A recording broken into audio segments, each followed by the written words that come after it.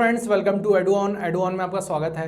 जैसा कि आप जान रहे हैं, हम छत्तीसगढ़ के लिए मल्टीपल चॉइस क्वेश्चन की सीरीज चला रहे हैं, जिसमें आज का हमारा टॉपिक है छत्तीसगढ़ के क्षेत्रीय राजवंश, जिसमें आज हम लोग डिस्कस करेंगे पूरे क्वेश्चंस जो प्रीवियस ईयर एग्जाम में भी आए हैं और आपके आगे के वन क्षेत्रपाल के एग्जाम के लिए आपके लिए हेल्प भी करेंगे।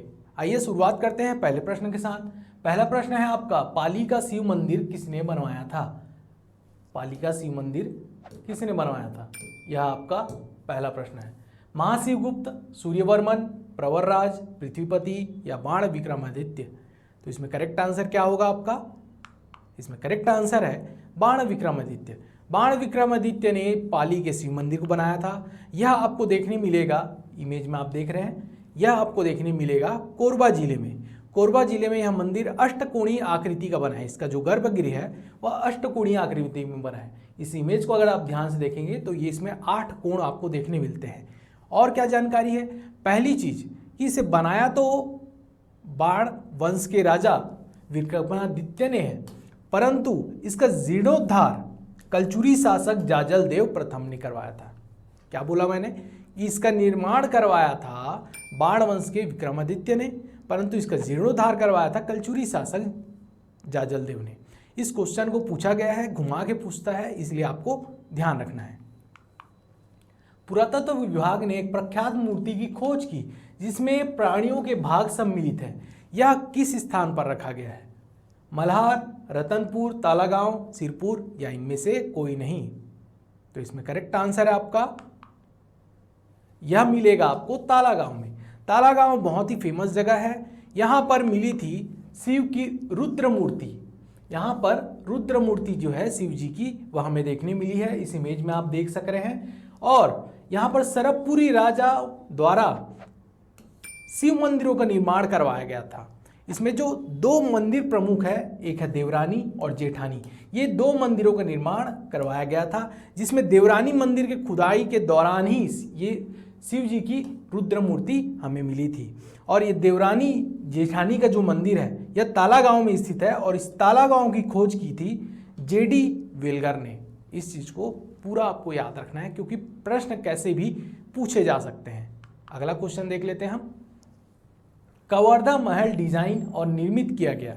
कवर्धा महल किसके द्वारा बनवाया गया, यह आपको पूछा गया है।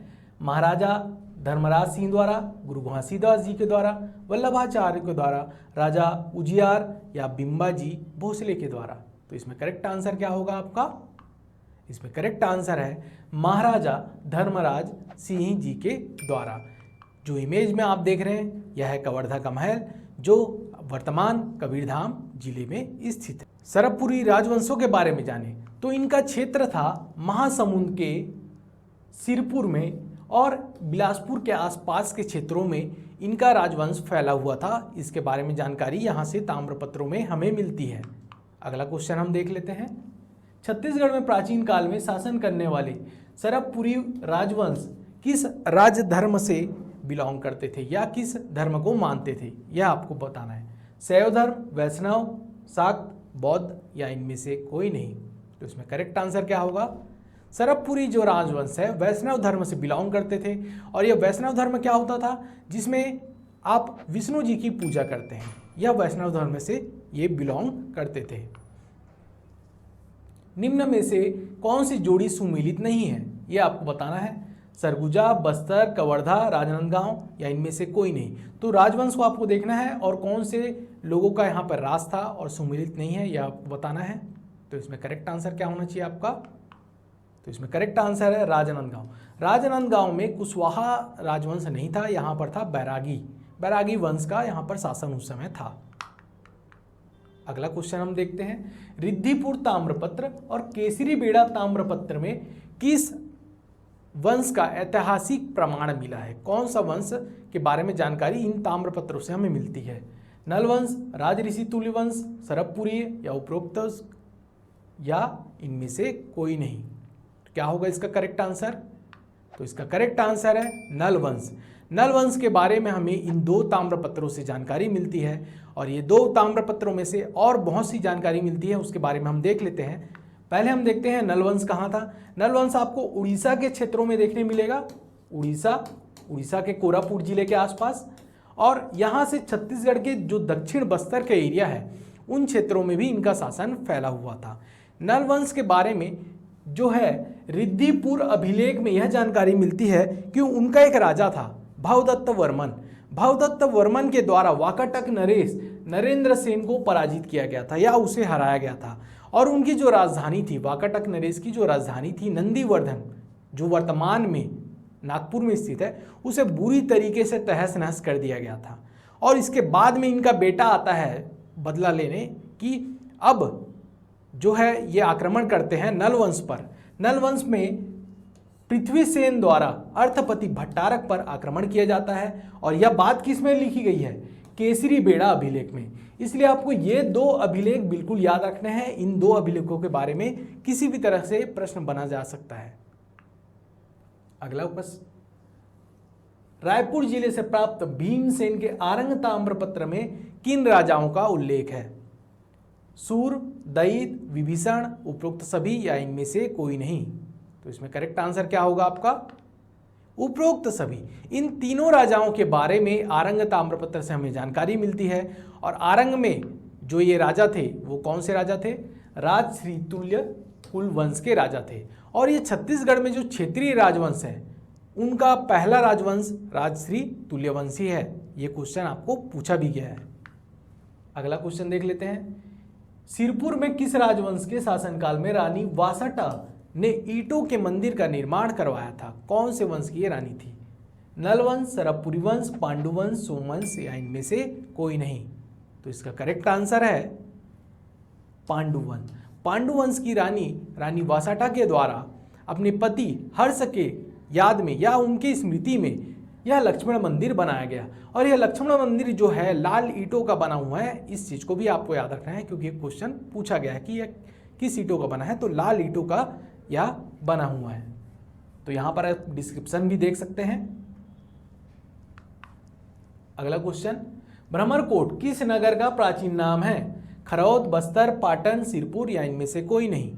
जैसा कि आप जानते हैं हर क्षेत्र का अलग अलग समय काल में अलग अलग नाम है। जैसे आप देख लीजिए महाभारत काल में, रामायण काल में आप जाएंगे तो छत्तीसगढ़ में जगहों के अलग अलग नाम है। वैसे बस्तर का नाम जो है भ्रमरकोट था प्राचीन नाम। तो बस्तर के अलग अलग और नाम हैं।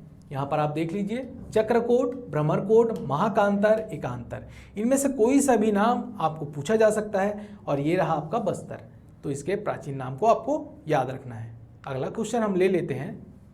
प्राचीन काल में इस राज्य में शासन करने वाले राजाओं में त्रिकलिंगाधिपति की उपाधि कौन धारण करता था? नलवंश, सरबपुरी वंश, सोमवंश, पांडुवंश या इनमें से कोई नहीं? तो इसमें करेक्ट आंसर क्या होना चाहिए? तो इसमें करेक्ट आंसर है सोमवंश। सोमवंश के राजाओं के द्वारा त्रिकलिंगाधिपति की उपाधि धारण की जाती थी। और ये क्यों होता था? ये नाम इसी में छुपा हुआ है। कलिंग, कलिंग किसका प्राचीन नाम है? कलिंग है उड़ीसा का प्राचीन नाम। और इनका जो क्षेत्र है उड़ीसा के सोमवंशों का जो क्षेत्र है ये उड़ीसा के आसपास और ये गरियाबंद महासमुंद के आसपास इनको आप इनका जो शासन देख सकते हैं। और पांडुवंश और सोमवंश छत्तीसगढ़ में कुछ जगहों पर फैले हुए थे, जैसे मैकल श्रेणी के सोमवंश थे, सिरपुर के पांडुवंश थे और कांकेर में भी सोमवंशों का राज या शासन फैला हुआ था। तो ये आपको याद रखना है कि ये छत्तीसगढ़ में अलग अलग जगहों पर फैले हुए थे। लक्ष्मण देवराय द्वारा निर्माण कराया गया, लक्ष्मण देवराय जी द्वारा क्या बनाया गया यह आपको बताना है। भोरम देव, नारायण मंदिर, मंडल देव, भांडल देव, देवरानी मंदिर या इनमें से कोई नहीं? तो इसमें करेक्ट आंसर क्या है आपका? भोरम देव मंदिर।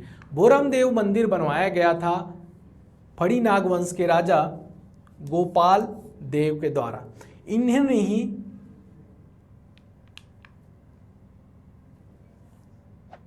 भोरम देव का निर्माण कराया गया था फड़ी नागवंश के राजा गोपाल देव का राय के द्वारा। और इन्होंने आदेश दिया था लक्ष्मण देवराय को कि भोरम देव मंदिर का निर्माण कराएं। और यह भोरम देव मंदिर जो है शिव जी को समर्पित है और इसे छत्तीसगढ़ का खजुराहो भी कहा जाता है। ये चीज़ आपको जरूर याद रखना है, इसे छत्तीसगढ़ का खजुराहो कहा जाता है। और यह बना किस में है? यह बना है नागर शैली में। इन सब पॉइंट को आपको नोट करते जाना है, क्योंकि कभी भी क्वेश्चन किसी भी रूप में आपको पूछा जाएगा। सूची 1 को सूची 2 से मिलाना है। यहाँ पर आप क्वेश्चन देख सकते हैं, आप 1 मिनट या आधा मिनट ले सकते हैं। बताइए क्या होगा इसका आंसर। पिछला क्वेश्चन अगर आपने देखा होगा ध्यान से तो आप इसका आंसर आसानी से बता सकते हैं। पहला तो आपका भोरमदेव मंदिर पड़ी नागवंश में, शिव मंदिर बारसूर छिंदक नागवंश, और शिव मंदिर पाली, पहला ही क्वेश्चन हमारा था शिव मंदिर पाली कलचुरी वंश। अब कलचुरी वंश उस समय हमने देखा था बाण वंश, इस समय है कलचुरी वंश। अब बाण वंश के राजा विक्रमादित्य द्वारा इसका निर्माण कराया गया था, मैंने बताया था, और जाजल देव के द्वारा इसे क्या करवाया गया था, जीर्णोद्धार करवाया गया था, इसीलिए कलचुरी वंश से इसे रिलेट किया गया है। और लक्ष्मण मंदिर जो है सोमवंश, सोमवंश में जैसे आप जानते हैं रानी वासाटा के द्वारा इसे बनवाया गया था। अब हम लेते हैं हमारा आखिरी प्रश्न। हमारा आखिरी प्रश्न है सूची 1 को सूची 2 से मिलाइए। इसका जो आंसर है आप कमेंट सेक्शन में दीजिए और अपनी तैयारी बहुत अच्छी तरीके से कीजिए, क्योंकि तैयारी जो है ACF के लिए आप मान के चलिए आपके पास 2 ही महीने का समय है। एग्ज़ाम डेट आगे पीछे हो सकता है, बट आपकी तैयारी में किसी तरह की कमी नहीं होनी चाहिए। इसी के साथ मैं यह वीडियो समाप्त करता हूँ। धन्यवाद।